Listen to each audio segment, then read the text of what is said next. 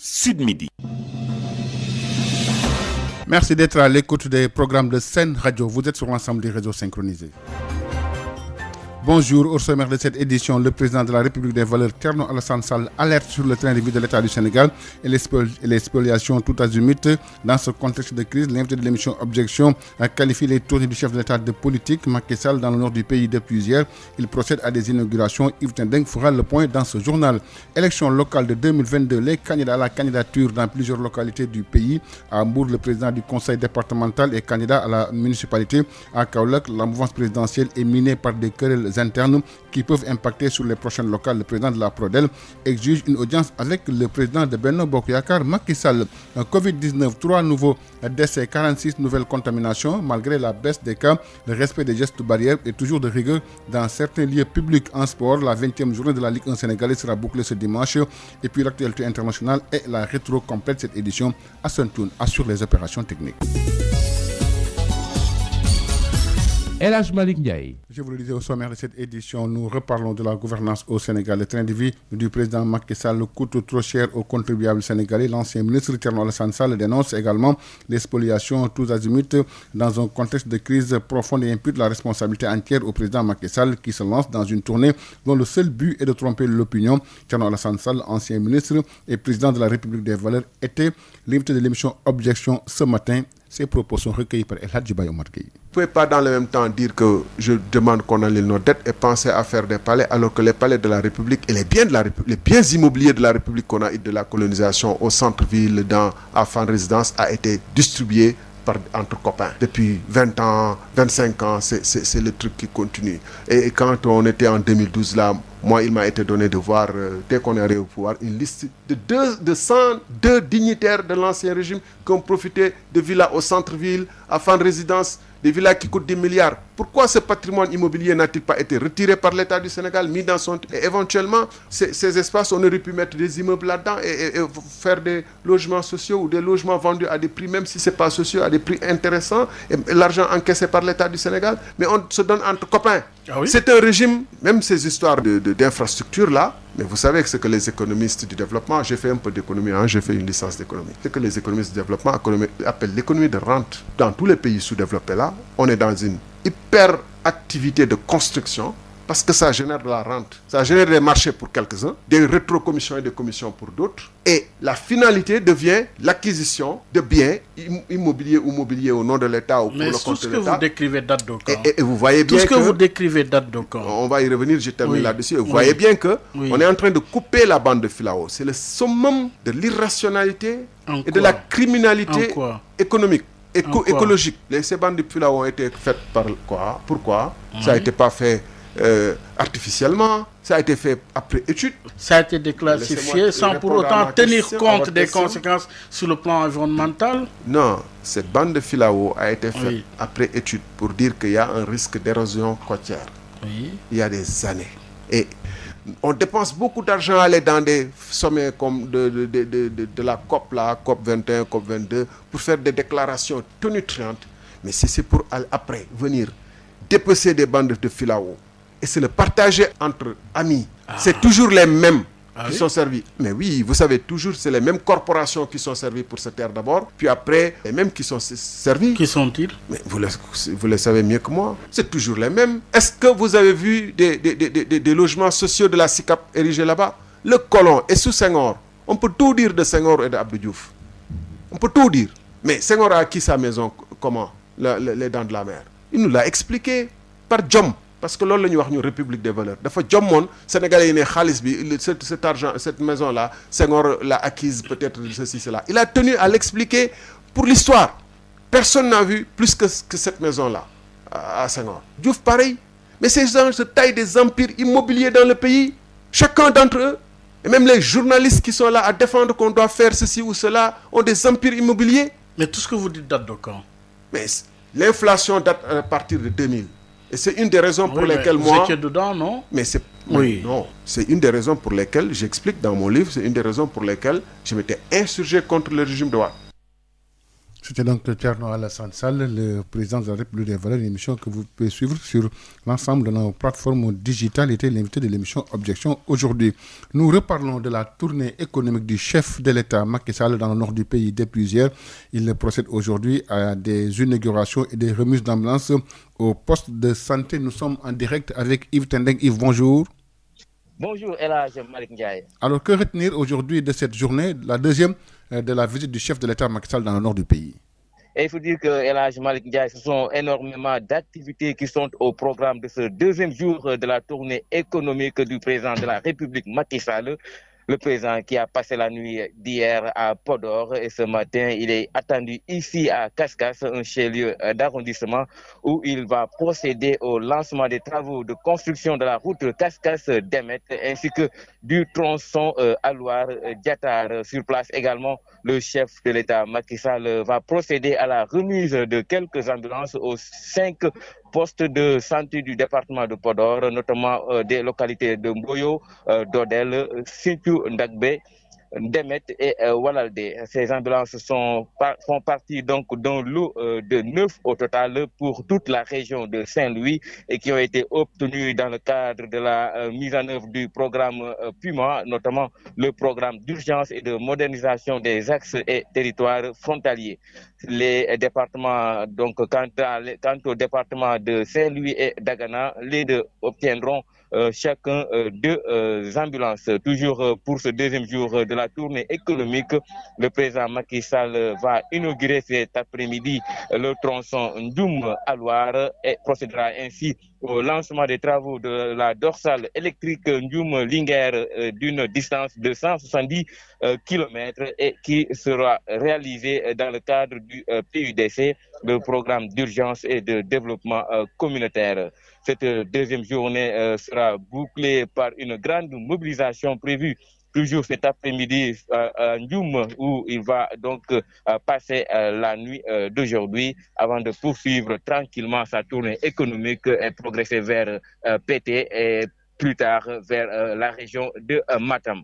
Voilà ce qu'on peut dire, Elhaj Malick Ndiaye, par rapport à ce deuxième jour de la tournée économique du président Macky Sall, ici dans le département de Podor, d'où vous a parlé Yves Tendeng pour Sud FM. Yves Tendeng, nous reparlons des élections locales à Mbour. L'actuel président du conseil départemental qui déclare sa candidature à la mairie de la commune. Selon lui, cette candidature a été donc annoncée ce week-end par une demande sociale selon ça lui semble, le directeur de la Société des infrastructures et de la réparation navale, plébiscité par les membres de l'APR. Il se veut être le candidat de l'unité pour bâtir un Mbour meilleur. Ça lui semble que nous écoutons. Il est avec Moustapha Sall. Chers camarades, la cérémonie d'aujourd'hui qui se tient sur l'esplanade du stade municipal de Mbour, dénommée Sargal Saliou Samb, est l'initiative des jeunes dames de Saliou Samb, à la tête desquelles Mme Fatou Mbaye Gueye, et de la jeunesse émergente de Mbour, dirigée par M. Mansour Ndiaye, qui m'accompagne depuis mon entrée dans la vie politique à côté du président Macky Sall. Cette belle animation politique est une excellente opportunité pour moi, pour mes camarades de parti et pour l'ensemble des membres de la grande majorité présidentielle de Mbour, de remercier les femmes, les jeunes, les sages qui se sont toujours engagés à mes côtés et qui ont réussi cette mobilisation exceptionnelle. L'occasion nous est donnée aujourd'hui, nous les responsables de la grande majorité, de remercier son Excellence le Président Macky Sall pour les diverses nominations et choix portés sur les fils de Mbour pour diriger ou être membre de certaines directions ou institutions de la République. Mes chers camarades, la commune de Mbour interpelle ses fils à relever les défis de l'émergence dans l'unité. Ainsi, en préparation des joutes électorales du 23 janvier 2022, les responsables de l'Alliance pour la République de la commune de Mbour, après plusieurs réunions de concertation, ont décidé de présenter une candidature unique conformément aux directives du président de notre parti, M. Macky Sall.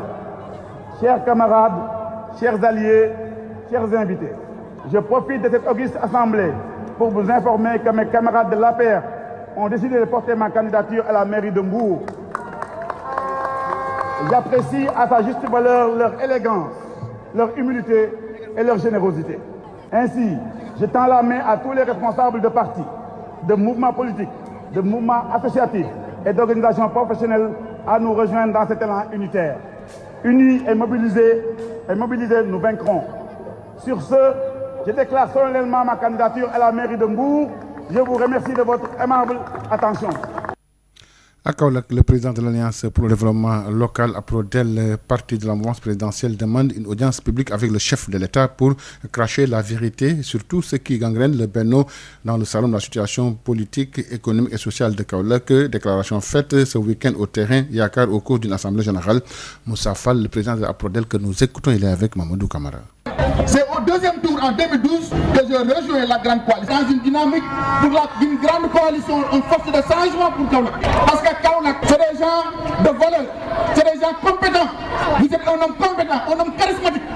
Vous pouvez contrôler cette ville, vous avez la générosité, vous avez les capacités, vous avez les possibilités, vous avez les relations. C'est la raison pour laquelle, compte tenu de tous ces éléments, compte tenu de tous ces résultats, compte tenu de votre charisme, fédérer les forces pour créer aujourd'hui cette dynamique unitaire. Parce que le parti a des structures, a une direction. Mais aujourd'hui, il s'agit d'aider le choix, le président de la République pour ce choix. Il faut qu'on aide le président de la République à faire un choix. Nous sommes dans un parti politique.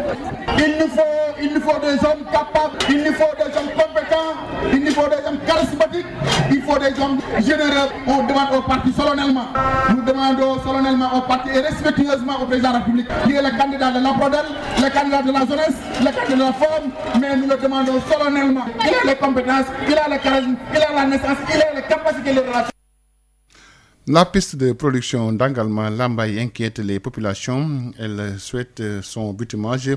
Le maire Cheikh Ndiaye plaide pour l'aménagement d'une bretelle à partir de Gol pour faciliter le retour des populations de Lambaye dans leur terroir. Le maire procédait à l'inauguration d'infrastructures, nous dit Adam Ndiaye dans cette correspondance. Le bitumage du tronçon Lambaye-Ndangalma, long de 9 km, constitue une priorité pour les populations de Lambaye et environ. Cheikh Ndiaye est le maire de la commune de Lambaye. Les Lambaye demandent à ce qu'on fasse le bitumage Ndangalma-Lambaye, vraiment pour désenclaver Lambaye, parce que Lambaye a un intérêt économique évident. Lambaye a un enjeu aussi politique évident, c'est le cœur géographique du département de Bambey. Il vaut vraiment la peine de bitumer ce tronçon qui n'est que 9 km, c'est pas loin et ça sera à l'honneur et au bonheur aussi des deux maires que nous sommes, à savoir Morngom et moi. L'aménagement d'une bretelle au niveau du pont du village de Gol pourrait à coup sûr désengorger les parcs de Dakar et favoriser le retour des populations dans leur terroir. L'activité informelle de Dakar constitue plus de 60% et dans ces 60%, les 12 parcs de Dakar en constituent une bonne partie. Et l'essentiel des parcs là sont de Lambaye.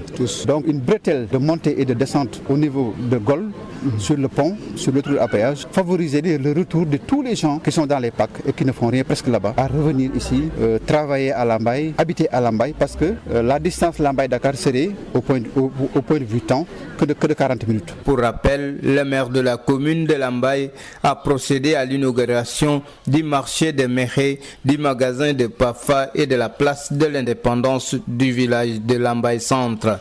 Cette rencontre a été une occasion pour commémorer les deux derniers chefs de canton de l'ancienne capitale du Baol que sont Aliou Maïssa Fall et Tanor Momar Fall. Diourbel sur FM Adam Ndiaye. Adam Ndiaye, nous reparlons des éventuelles perturbations de l'année scolaire par rapport à l'hivernage qui annonce la couleur. Les autorités académiques de Ziguinchor ont pris les dispositions pour l'IA de Ziguinchor. La précédente année scolaire a servi de tout par rapport à la situation. Nous écoutons Cheikh Faye, il est avec Ignace Ndeye. Il n'y a pas d'inquiétude majeure, Vraiment il n'y a pas d'inquiétude. Ici en Casamance, nous avons l'habitude de la pluie et surtout que l'année dernière, avec la pandémie, on a fonctionné pendant l'hivernage. Si vous vous rappelez bien, les cours avaient repris au mois de juin, nous avons fonctionné le mois d'août, le mois de septembre. C'est vrai que c'était uniquement les candidats aux examens l'année dernière et cette année nous devons faire fonctionner et les classes d'examen mais aussi les classes intermédiaires. Mais qu'à cela ne tienne, je pense qu'on a beaucoup appris l'année dernière et on va mettre à contribution cette expérience-là de 2020 pour améliorer le dispositif en 2021 et se prémunir davantage. Parce que la question fondamentale, c'est les écoles à cours inondables et les écoles dont l'étanchéité des toits fait défaut. Et là, l'année dernière, on avait pris les dispositions pour apprêter les établissements et les faire fonctionner, délocaliser carrément les établissements dont la cour est régulièrement inondée. Et c'est ce même dispositif que nous allons reconduire. en le renforçant bien sûr, parce que là cette fois-ci l'effectif est encore plus élevé. Et nous y sommes déjà, nous savions que l'année scolaire allait se terminer le 14 août et on avait déjà anticipé en demandant aux chefs d'établissement, aux parents d'élèves, aux communautés avec l'aide des collectivités, vraiment de faire le travail de maintenance nécessaire pour que les classes soient fonctionnelles et opérationnelles, même sous la pluie. Et on sait que l'hivernage semble bien installé parce que ces dernières heures il pleut et il pleut même ce matin. Est-ce que cela ne risque pas d'avoir eu des conséquences sur le quantum horaire? Non, à ce niveau, il n'y a pas d'inquiétude à se faire. Le quantum horaire cette année n'a pas été vraiment sérieusement affecté puisque, mieux encore, les fêtes ont été réduites à leur strict minimum. Le quantum cette année a été réalisé en tout cas si ça se poursuit comme ça jusqu'à la fin de l'année, on aura quand même un taux de réalisation exceptionnel par rapport au quantum horaire. Sud FM.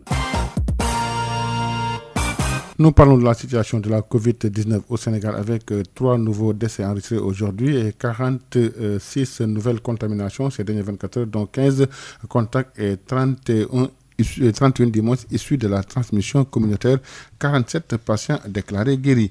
Justement, malgré la baisse des cas de contamination, le respect des gestes barrières est toujours de rigueur dans certains lieux publics et entreprises. La plupart des professionnels qui accueillent du monde dans le cadre de leur travail continuent d'être exigeants par rapport au port systématique de masques, une rigueur qui n'est plus d'actualité dans certaines entreprises, nous dit Marie-Rose Lindia dans ce reportage. Malgré la baisse des nouveaux cas de contamination liés à la Covid-19, le respect scrupuleux des gestes barrières est toujours d'actualité dans certains lieux publics. Au sens agrégeur, adjoint manager PGC. Comme vous avez vu là, on ne peut pas laisser les clients entrer sans porter de masque. Il faut respecter les mesures barrières. Comme vous avez vu là, en fait, juste à l'entrée, avant d'entrer, on vous donne du gel. Médecin conseil dans une entreprise d'assurance de la place, Dr Monique Tine se veut prudente malgré les exigences de l'entreprise. Concernant les gestes barrières, il faut noter que notre société est quand même assez exigeante par rapport à cela. Et il faut dire aussi que la plupart des clients, quand même, ils viennent avec leur masque. Et il y a un vigile à la porte qui leur propose du gel hydroalcoolique qu'ils mettent. Bon, rares sont les clients qui viennent sans masque. Et on est très regardant par rapport à cela. Et notamment par rapport au port du masque. Parce que la plupart, il y en a qui viennent quand même avec le masque sous la bouche ou sous le menton. On leur demande explicitement de... voilà. C'est le cas de Marguerite Ndour qui, dans le cadre de son travail, accueille du monde. Le port du masque est vraiment systématique chez nous. Moi aussi qui reçois mes clients, quand le client arrive, il porte le masque. Quand il ne le porte pas, je lui dis systématiquement de porter le masque avant d'entrer dans le bureau. Parce qu'il faut qu'on le dise, la maladie est toujours là et on doit respecter les gestes barrières. Malheureusement, cette rigueur n'est plus d'actualité dans certaines entreprises où les gestes barrières sont rangés aux oubliettes. Je suis dans une institution de microfinance. Au niveau des mesures barrières, il n'y a plus réellement d'exigence, mais il y a quand même beaucoup de clients qui entrent toujours avec les masques, mais sans y être exigés. Donc en interne aussi, les employés sont libres à eux d'appliquer les mesures barrières. Mais il y en a quand même qui continuent de les respecter de manière pas très scrupuleuse, mais ils respectent. Pour rappel, en Conseil des ministres de mercredi dernier, le président de la République a insisté sur la poursuite de la sensibilisation et de la prévention contre la Covid-19 par une accentuation du plaidoyer pour le port obligatoire du masque dans les lieux et transports publics. Marie-Rose Lindia, et puis nous reparlons de la parité de l'aviation civile à l'aéroport Blaise Diagne de Diass. L'intersyndicale des travailleurs de l'aviation civile a paraphé une convention avec les autorités du secteur pour soutenir le projet de hub aérien 2025-2035. Cheikh Wade, le président de l'intersyndicale que nous écoutons, il est avec Moustapha Sall. L'intersyndicale des travailleurs de l'aviation civile et des transports aériens, coordonné par moi-même, Cheikh Wade, félicitons Monsieur le Président de la République, son Excellence, Monsieur Macky Sall, pour sa vision hautement stratégique de positionner le Sénégal comme premier hub aérien de la sous-région et sa décision de fusionner les compétences et ressources des sociétés AIBD SA et ADS afin d'en faire une structure aéroportuaire unique forte de référence sous-régionale. Monsieur le ministre du Tourisme et des Transports aériens, Monsieur Alioune Sarr, pour son sens de l'ouverture et du dialogue social. Madame Innocence Ntap Ndiaye, présidente du Haut Conseil du dialogue social, pour son apport dans la médiation entre les parties prenantes.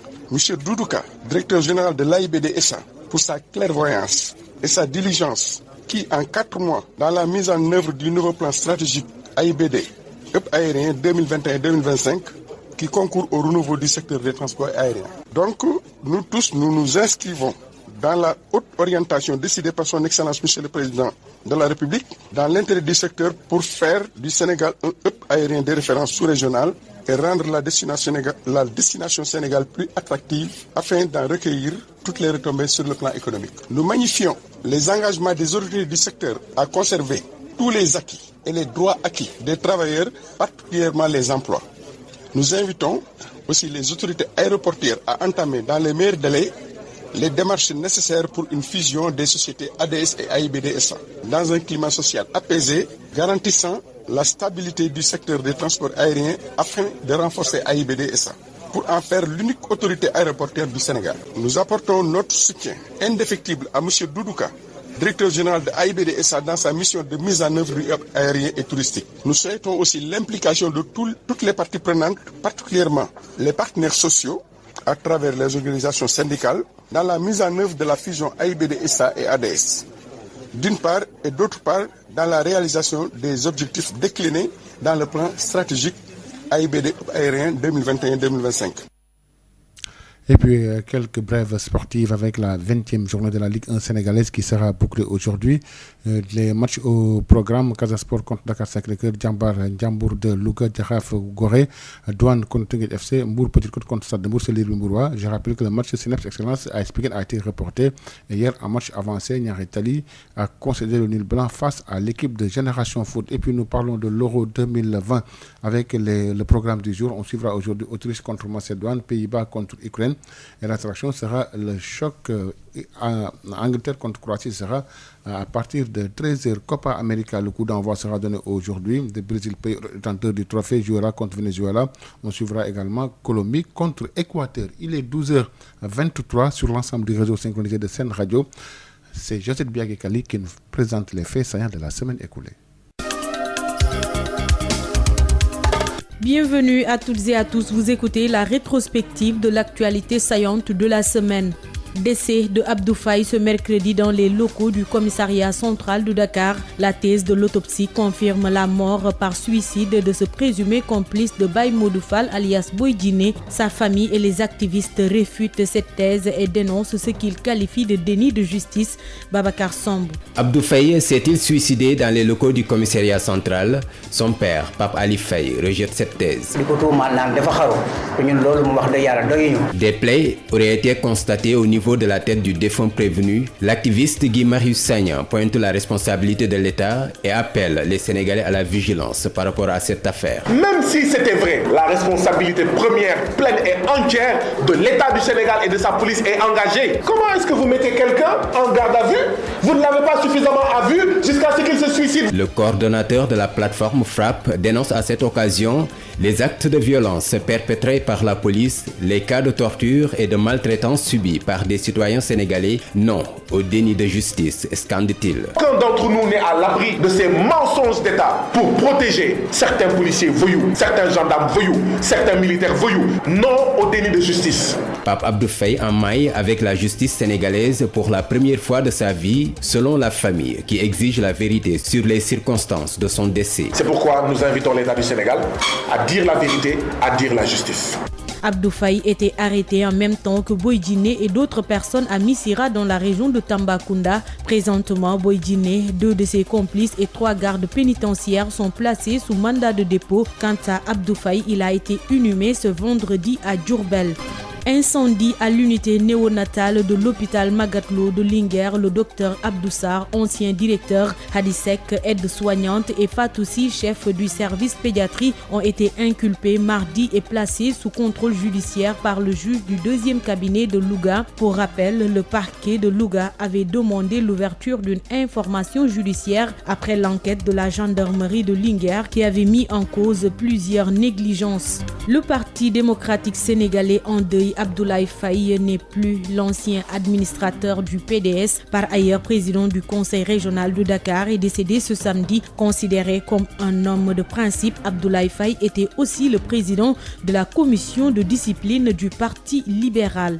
Arrestation mercredi de Kilifeu de Y'en a marre. L'activiste a été arrêté à Kaolack lors d'une manifestation interdite pour outrage à agent, mais après 72 heures de garde à vue, il bénéficie d'une liberté provisoire et sera jugé mercredi prochain.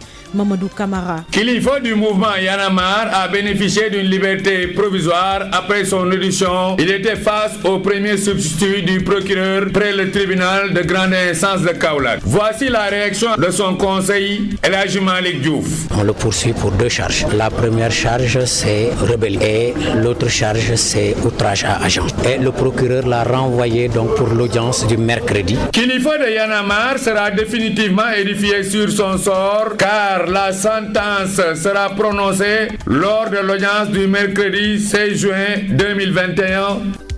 Le mouvement pour la défense de la démocratie était vendredi à la place de la Nation. Le M2D réclame la libération des personnes arrêtées lors des événements en rapport avec l'affaire Ousmane Sonko Adji Sarr qu'il considère comme des détenus politiques. Ils ne sont plus que 6 après la libération de 2 d'entre eux au cours de la manifestation. Amadou Moustapha Dian.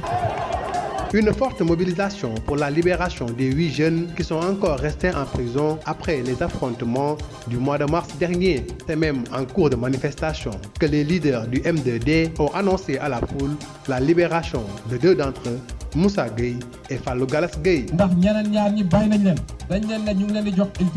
De quoi réjouir l'assistance, mais qu'à cela ne tienne, le combat doit continuer selon Guy Marius Sagna jusqu'à la libération de tous ces prisonniers.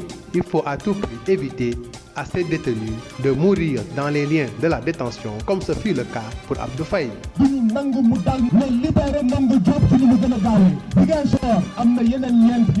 Pour sa part, Barthélémy Dias, très en verbe, lancera une pique aux leaders de l'opposition avant de clamer ceci envers le président Macky Sall. À partir d'aujourd'hui, il n'y aura qu'un seul otage dans ce pays, ce sera Macky Sall. Parce que Macky Sall a décidé de prendre en otage la démocratie sénégalaise. Ousmane Sonko d'émettre sur les mêmes ondes en tournant à la dérision la tournée politique du président Macky Sall. Tournée politique, mon tournée économique. Ben Sénégalais rek la xamni fay, ñepp xam nañu dootul doon candidat ci réew mi te Sénégalais ba Macky Sall. Il a été beaucoup question des prochaines élections locales durant ces rassemblements.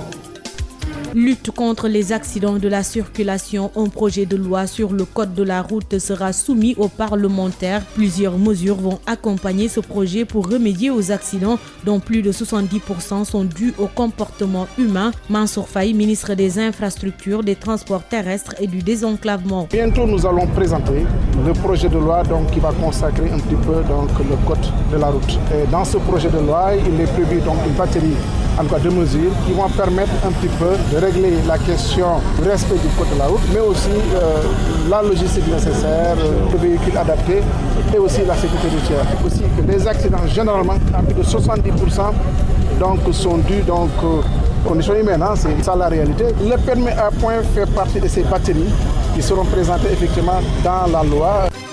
Au Mali, Assimi Goïta a prêté serment en début de semaine. Il devient le nouveau président de la transition. Son objectif est de poursuivre la mise en œuvre de l'accord de paix et le respect des engagements internationaux. Sori Ibrahim Maïga. Avec son bonnet et sa tenue militaire, c'est un vrai soldat que le nouveau président, le colonel Assimi Goïta, a prêté serment ce lundi devant une mosaïque de personnalités présentes dans la grande salle du CICB. Il a prononcé la formule suivante: je jure devant Dieu et le peuple malien de préserver en toute fidélité le régime républicain, de préserver les acquis démocratiques, de garantir l'unité nationale, l'indépendance de la patrie et l'intégrité du territoire national, a affirmé le désormais chef de l'État malien. Il promet de réduire de 2/3 les fonds de souveraineté de la présidence afin de l'allouer aux couches les plus défavorisées. Sur le plan de l'organisation des élections, le président de transition rassure de sa bonne tenue. Au sujet du climat social délétère, le président de transition a exhorté le futur gouvernement d'engager un dialogue franc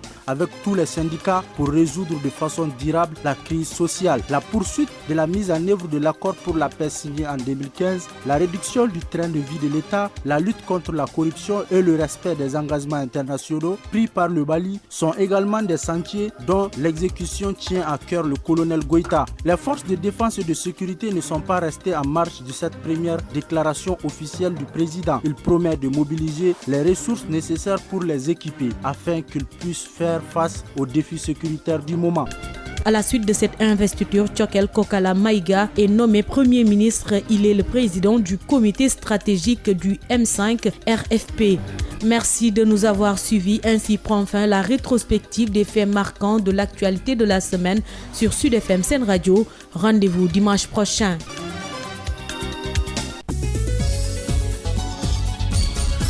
El Hadj Malick Ndiaye. Il est 12h32, c'est la fin de cette édition, le rappel des titres. Le président de la République des Valeurs, Thierno Alassane Sall, alerte sur le train de vie de l'État, du train de vie du chef de l'État Macky Sall et la spoliation tout azimut dans un contexte de crise. L'invité de l'émission Objection qualifie les tournées du chef de l'État de politique Macky Sall dans le nord du pays depuis hier.